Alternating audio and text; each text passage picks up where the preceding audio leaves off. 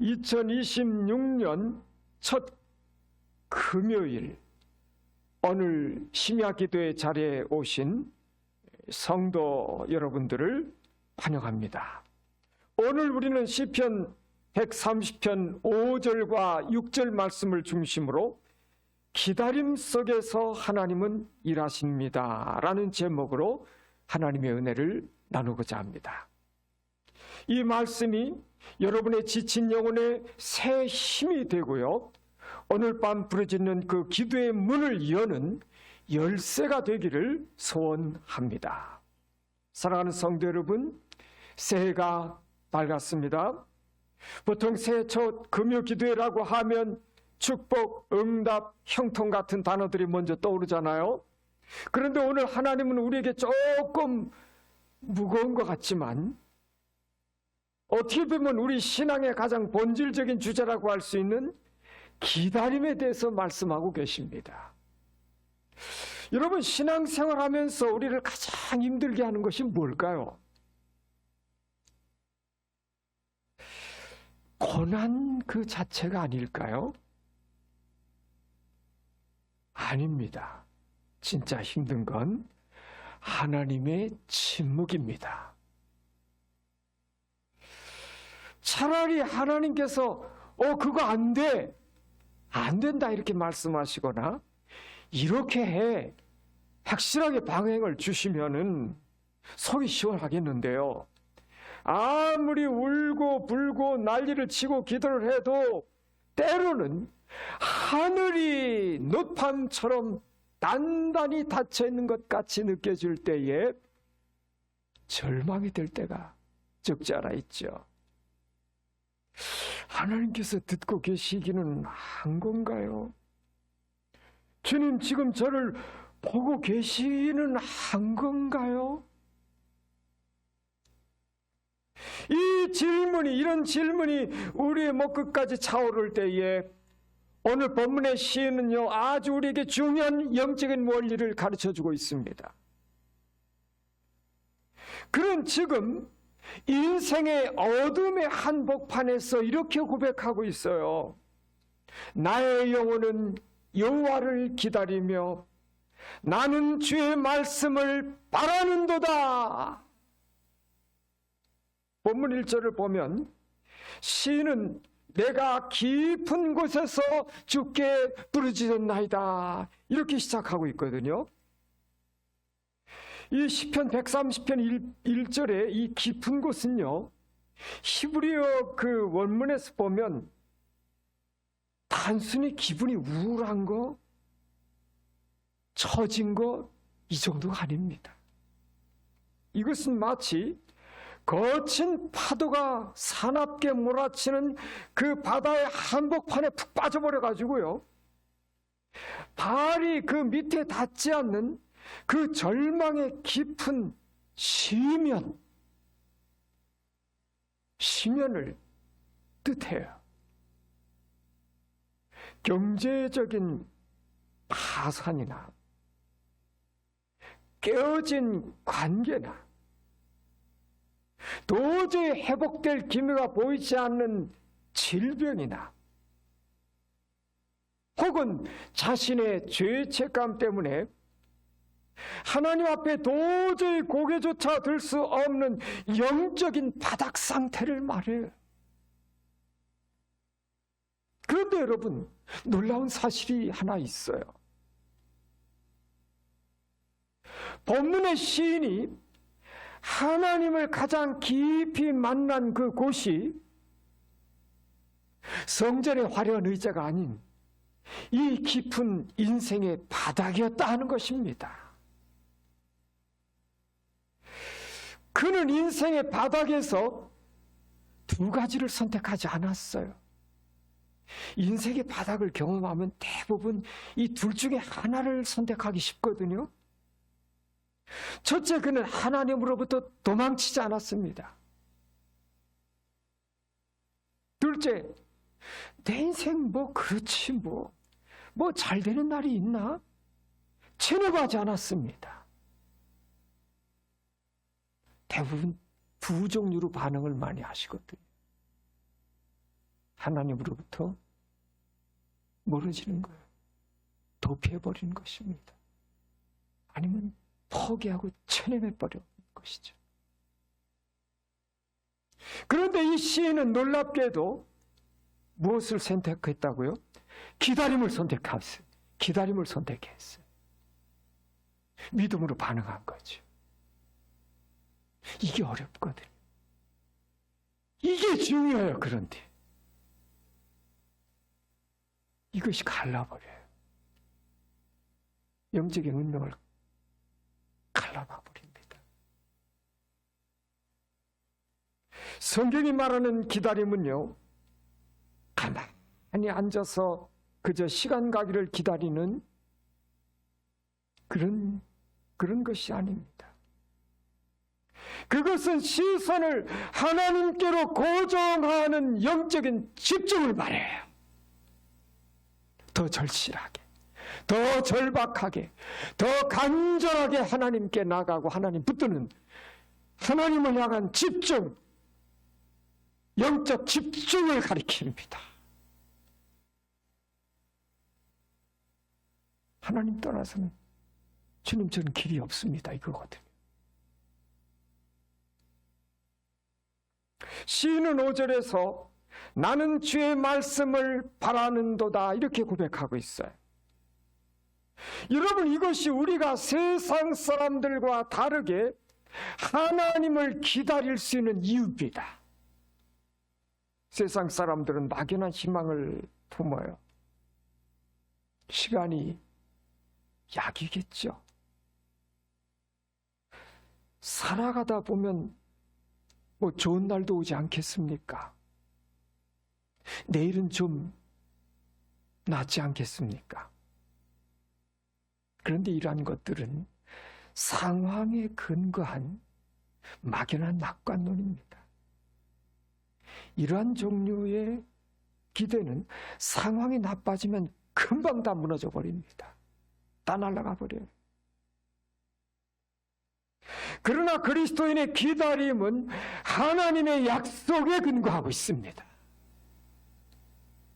여러분, 밤에 잠을 잘 때에 내일 해가 뜰지 안 뜰지 걱정하며 잠 못 이루는 분 계십니까? 아무도 없죠. 왜냐하면 지구가 자전하는 것, 공전하면서 자전하고 자전하면서 공전하는 이 법칙을, 물리법칙을 알고 있고 믿지 않아요. 해는 다시 떠오르잖아요. 긴 밤이 지나고 나면 아침해가 뜨잖아요. 아침이 오잖아요. 영적인 원리도 같아요. 하나님의 말씀은 변하지 않는 법칙입니다. 상황은 요동을 치고 나의 감정은 롤러코스터를 타는 것 같더라도 내가 너를 결코 떠나지 아니하리라 하신 그 하나님의 말씀 위에 내 영혼의 닻을 내리는 그것, 이것이 성도의 기다림의 실체인 것입니다. 여러분, 우리 하나님께서 침묵하시는 것 같습니까? 아닙니다 하는 거예요. 하나님은 지금도 말씀으로, 살아계신 주의 말씀으로 여러분을 붙들고 계심을 믿으시기 바랍니다. 여러분, 말씀이 들리지 않는 것이 아니라 우리가 너무너무 소란스러워서 하나님의 세밀한 음성을 놓치고 있는지 모르겠습니다. 오늘 밤 우리의 모든 오락가락하는 분주한 여러 가지 복잡한 우리의 생각들을 잠재우시고 주의 말씀을 바라보시기를 축원합니다. 영들의 전쟁이에요. 생각의 싸움이고 말의 싸움이고. 6절을 다 함께 주목해 보실까요? 파수꾼이 아침을 기다림보다 내 영혼이 주를 더 기다리나이다. 중동의 밤은 춥고 위험합니다. 성벽 위의 파수꾼은요, 적의 침입을 감시하며 뜬 눈으로 밤을 지새웁니다. 파수꾼이 졸아버리면 그 성은 끝장나는 거예요.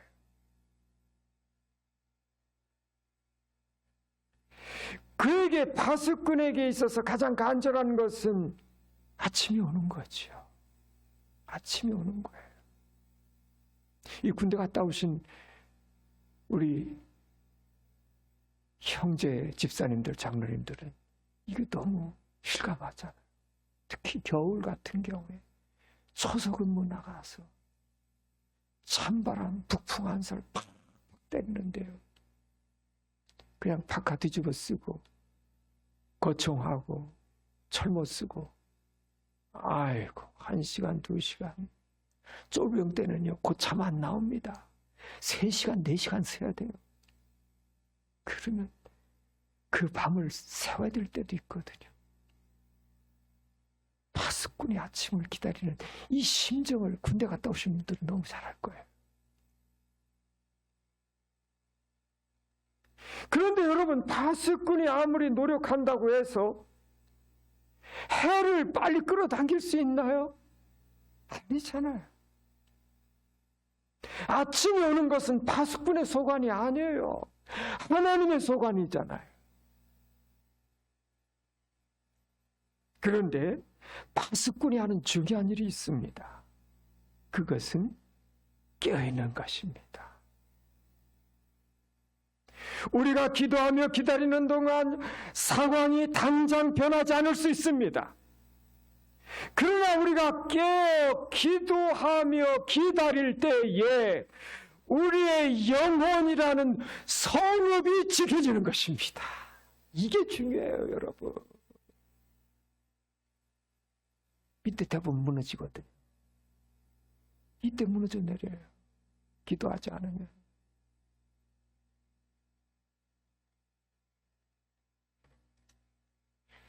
사탄은 우리가 기다림에 지쳐서 잠들거나 성벽을 내려가기를 노립니다. 사랑하는 여러분, 기억하시기 바랍니다. 파수꾼이 해를 뜨게 할 수는 없지만 해는 반드시 뜹니다.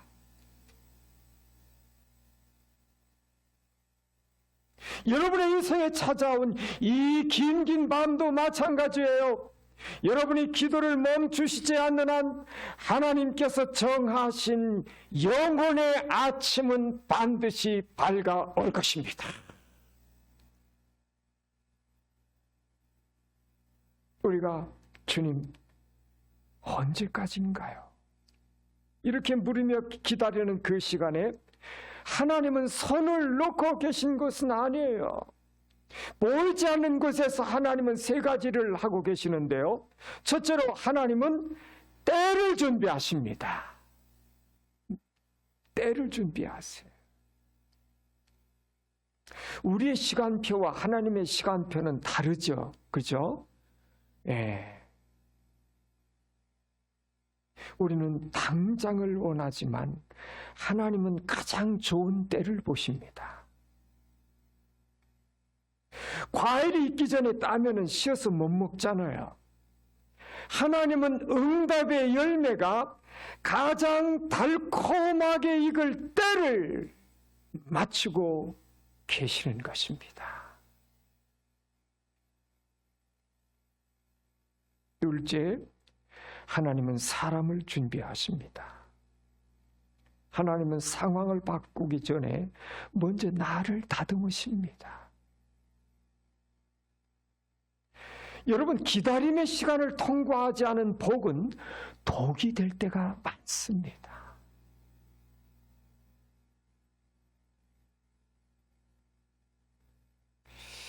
하나님께서 나의 내면의 높은 산, 교만을 깎아내시고 불순물들을 뽑아내시고, 그래서 하나님이 주시는 복을 담을 수 있는 큰 그릇으로 우리를 빚고 계시는 것입니다. 사랑하는 여러분, 기다림의 시간은 결코 버려진 시간은 아닙니다. 마치 오케스트라가 공연 전에 조율하는 시간과 같아요. 이 오케스트라 클래식 공연장에 자주 갈 수 있는 건 아니지만 그래도 가보신 적 있으시잖아요. 공연이 시작되기 전 어떠죠? 이 연주복을 멋있게 차려입은 연주자들이 자기들의 그 고유한 악기들을 가지고 등단하죠. 쭉 올라옵니다. 그리고 앉아요, 자기 자리. 그런데 그때부터 악기 소리가 여러 가지가 막 들려와요. 낑낑대고 둥둥거리고 뭐 빽빽거리고 뭐 정신이 없어요. 이때 들리는 소리는 아름다운 소리가 아니거든요. 이 사람 저 사람 자기 악기 이거 소리 내느라고 시끄러워요. 그냥 그 순간 무대는 불협화음으로 가득합니다. 처음 간 관객들은 왜 이렇게 소란스러워? 언제 시작하는 거야? 짜증이 날 수도 있어요. 그런데 그 소란스러운 시간이 사실은 오케스트라에게서는 가장 중요한 시간이라고 하는 겁니다. 그 시간이 어떤 시간이죠? 조율하는 시간입니다. 조율하는 시간. 모든 연주자는 오보에라고 하는 악기가 있어요. 오보에. 오보에 소리예요. 그 영화 아주 오래된 미션이라는 영화 아시잖아요. 그 미션 주제곡 처음에 쭉 나오는 소리가 오보에거든요. 오보에. 그 오보에가 소리내는 라음, A 음에 맞춰서 이제 그걸 기준점으로 악기줄을 당기기도 하고 늦추기도 하고 조율, 음을 맞추는 것입니다. 거기에. 이 조율이 끝나지 않으면 아무리 훌륭한 연주자라고 해도 위대한 교향곡을 연주할 수가 없습니다. 우리 인생도 마찬가지입니다. 우리는 하나님께 빨리 축복의 교향곡을 연주해달라고 조르잖아요. 하나님 빨리 좀 응답해 주세요. 빨리 좀 이 상황 좀 어떻게 해주세요. 그런데 하나님께서는 대답 대신에 우리 인생의 줄을 때로는 당기기도 하시고요. 때로는 가만히 두기도 하시고요. 우리는 그 시간이 아무 의미 없는 소음의 시간, 멈춰있는 시간이라고 생각을 합니다. 그런데 하나님께서는 지금 가장 아름다운 응답을 연주하시기 전에 우리의 영혼을 조율하고 계시는 중이다 하는 것입니다.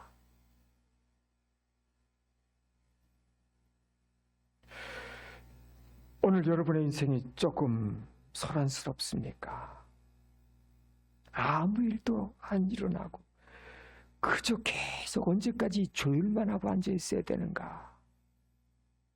답답해하고 계시지는 않습니까? 낙심하지 마시기 바랍니다.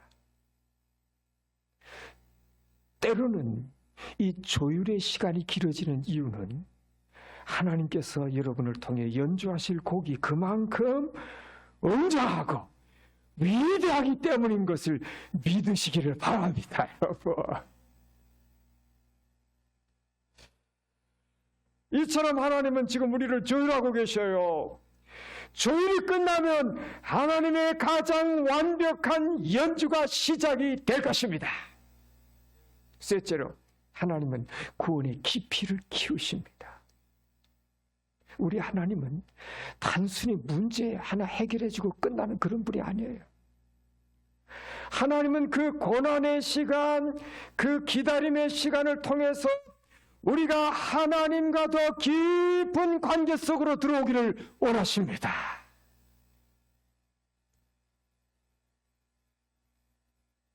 대부분 보면 일을 하셔요, 하나님께서.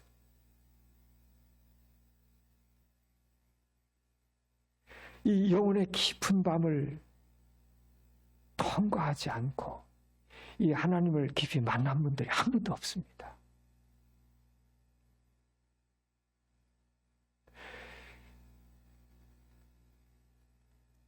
하나님의 영원한 구원사 속에서, 교회 역사 속에서 하나님께 귀하게 쓰임받았던 많은 분들 다 그렇죠. 이 영혼의 밤, 깊은 밤을 다 통과한 분들입니다.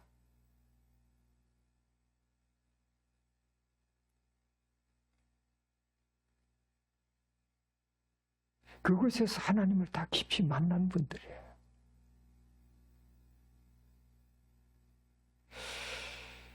하나님은 우리가 응답받았다는 기쁨보다는 하나님이 나와 함께 하시는구나, 하나님이 나와 함께 하십니다 하는 이 고백을 받아내기를 더 원하십니다.